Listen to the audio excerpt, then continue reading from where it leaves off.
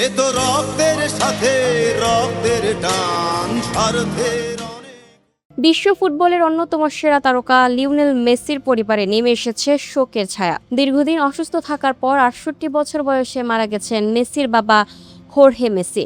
বাবাকে শেষ বিদায় জানাতে যুক্তরাষ্ট্র থেকে নিজ শহরে রোজারিওতে ফিরেছেন আর্জেন্টাইন অধিনায়ক।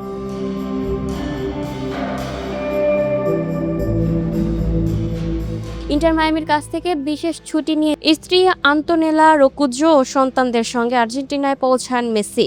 স্থানীয় সময় রাত ৮টার কিছু পরে রোজারিওতে পৌঁছে তিনি পরিবারের সদস্যদের পাশে দাঁড়ান। বিশেষ করে মা সেলিয়া মেসি এবং স্বজনদের এই কঠিন সময়ে সান্ত্বনা দিচ্ছেন বিশ্বকাপজয়ী এই ফুটবলার। ফুটবল ক্যারিয়ারের শুরু থেকে মেসির সবচেয়ে সমর্থক ও পথপ্রদর্শকদের একজন ছিলেন তার বাবা হোর্হে মেসি। শুধু বাবা হিসেবেই নয়, মেসির পেশাদার ক্যারিয়ার বিভিন্ন গুরুত্বপূর্ণ সিদ্ধান্তেও গুরুত্বপূর্ণ ভূমিকা পালন করেছেন তিনি। তাই প্রিয় বাবার মৃত্যু মেসি ও তার পরিবারের জন্য বড় এক শোকের ঘটনা হিসেবে দেখা হচ্ছে। স্থানীয় সংবাদ মাধ্যমের তথ্য অনুযায়ী শুক্রবার দিবাগত রাত ২টার দিকে শেষ নিঃশ্বাস ত্যাগ করেন হোর্হে মেসি। তবে তার মৃত্যুর কারণ সম্পর্কে আনুষ্ঠানিকভাবে বিস্তারিত কিছু জানানো হয়নি। রোজারিওর নিকটবর্তী পেরেজ শহরে তাকে সমাহিত করা হবে। এদিকে হোর্হে মেসির মৃত্যুর খবরে শোক জানিয়েছে ফুটবল বিশ্বের বিভিন্ন ক্লাব ও সংগঠন। মেসির সাবেক club Barcelona, Real Madrid, Rosario Central, Newell's Old Boys সহ অনেকেই সামাজিক যোগাযোগ মাধ্যমে সমবেদনা প্রকাশ করেছে। বর্তমান ক্লাব ইন্টার মায়ামি ও মেসি ও তার পরিবারের প্রতি গভীর সমবেদনা জানিয়েছে।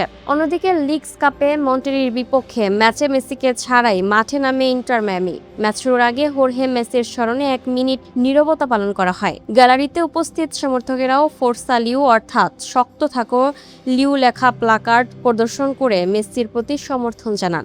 ম্যাচ গোল করে সতীর্থ রদ্রিগো ডি পল বিশেষভাবে মেসির প্রতি শ্রদ্ধা জানান। গোল উদযাপনের সময় তিনি মেসির ১০ নম্বর জার্সি প্রদর্শন করেন এবং গোলটি উৎসর্গ করেন আর্জেন্টাইন অধিনায়ককে। ফুটবল মাঠের অসংখ্য সাফল্যের পেছনে যিনি ছিলেন নিরপ্রেরণা, সেই বাবাকে হারিয়ে কঠিন সময় পার করছেন লিওনেল মেসি। আর এই দুঃসময়ে তার পাশে দাঁড়িয়েছে পরিবার, সতীর্থ এবং গোটা ফুটবল বিশ্ব।